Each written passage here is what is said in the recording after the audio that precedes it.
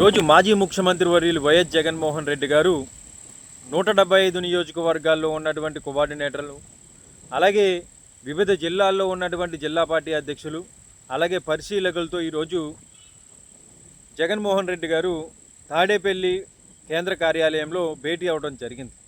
అయితే దీనికి ప్రధానంగా ఉద్దేశం ఏంటంటే, ఏదైతే రేపొద్దున రాబోయే స్థానిక సంస్థల ఎన్నికలు, ఇటు జడ్పీటీసీ కానివ్వండి, ఎంపీటీసీ కానివ్వండి, మున్సిపాలిటీ ఎలక్షన్లు కానివ్వండి, మేయర్ ఎలక్షన్ కానివ్వండి, సర్పంచ్ ఎలక్షన్లు కానివ్వండి, ఇవన్నీ ఒక 15 రోజులు 20 రోజులు అటు ఇటులో కూడా అన్నీ రాబోతూ ఉన్నాయి.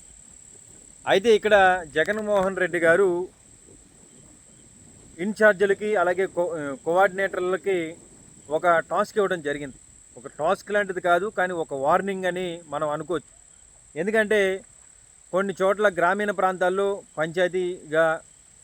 పంచాయతీ సర్పంచ్ని లేకపోతే ఎంపీటీసీని ఎంపీపీని ఏకగ్రీవం చేస్తారు. సో అలాగే ఎక్కడైనా చేసుంటే మీరు 2029 ఎలక్షన్కి నా దగ్గరికి రావద్దని చెప్పి జగన్మోహన్ రెడ్డి గారు ఇన్ఛార్జీలకి చాలా బలంగా స్ట్రాంగ్ వార్నింగ్గా చెప్పడం జరిగింది.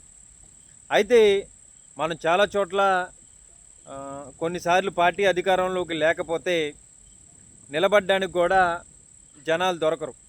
సో జగన్మోహన్ రెడ్డి గారు ఏం చెప్పారంటే, అభ్యర్థులు దొరకకపోతే కనీసం మీ కుటుంబ సభ్యులైనా సరే నిలబడి స్థానిక సంస్థల్లో మనమేంటో చూపించాలని చెప్పేసి ఆయన బలంగా చెప్పడం జరిగింది.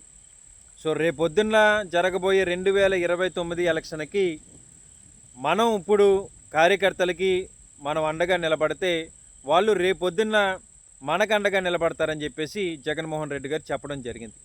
అయితే జగన్మోహన్ రెడ్డి గారు మాట్లాడుతూ కొన్ని యూట్యూబ్ ఛానల్స్కి, అలాగే ఫేస్బుక్, ఇన్స్టాగ్రామ్, వెక్స్ లాంటి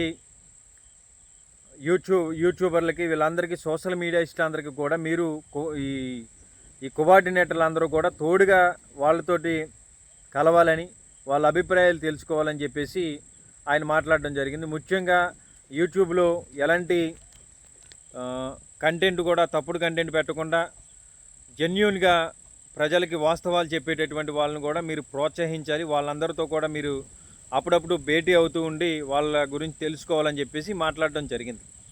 అయితే ఇప్పుడు ప్రధానంగా జగన్మోహన్ రెడ్డి గారి ఒక ఇంటెన్షన్ ఏంటంటే, ఈ ఎలక్షన్లో మనం విజేతలుగా నిలబడితే రేపొద్దున 2029 ఎలక్షన్లకి మనదే పై చేయి అవుతుందని చెప్పి జగన్మోహన్ రెడ్డి గారి ఆలోచనగా మనం చూడొచ్చు.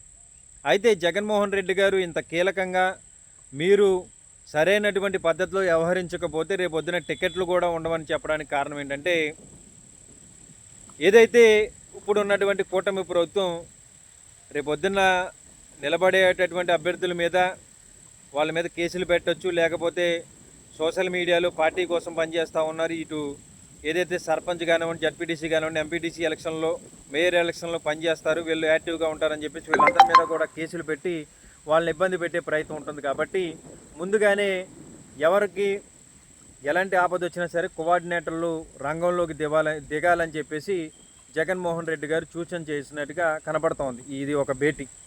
ఎందుకంటే రేపొద్దున గెలవడానికి సర్వశక్తులు వాళ్ళ దగ్గర ఉన్నట్టుగా లేనట్టుగా కనిపిస్తూ ఉన్నాయి. ఎందుకంటే ఈరోజు కూటమి ప్రభుత్వం అధికారంలోకి వచ్చి దాదాపుగా 2.5 సంవత్సరాలు పూర్తయింది. ఇప్పటికీ ప్రజల్లో ఏ మేరకు వ్యతిరేకత ఉందనేది మొన్న ఏదైతే మై ఇండియా ఇచ్చినటువంటి సర్వే ప్రకారంగా మనం చూసుకుంటే, జగన్మోహన్ రెడ్డి గారు ముఖ్యమంత్రిగా ఉండాలని చెప్పేసి 44% ప్రజలు కోరుకుంటూ ఉన్నారంట. అలాగే చంద్రబాబు నాయుడు గారు ముఖ్యమంత్రిగా ఉండడానికి 32% మంది కోరుకుంటూ ఉన్నారంట. నారా లోకేష్ గారు 10%,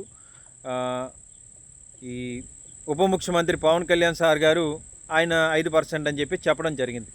అంటే ఏంటంటే, ఇప్పుడు స్థానిక సంస్థల్లో వాళ్ళకు ఉన్నటువంటి అధికార బలాన్ని, డబ్బు బలాన్ని చూపించి వాళ్ళు రిగ్గింగ్ చేసైనా సరే గెలుస్తారని చెప్పి జగన్మోహన్ రెడ్డి గారు మీరు అప్రమత్తంగా ఉండాలని చెప్పేసి కోఆర్డినేటర్లకి, అలాగే జిల్లా పార్టీ అధ్యక్షులకి, రీజనల్ కోఆర్డినేటర్లకి సూచన చేసినట్టుగానే కనిపిస్తూ ఉంది.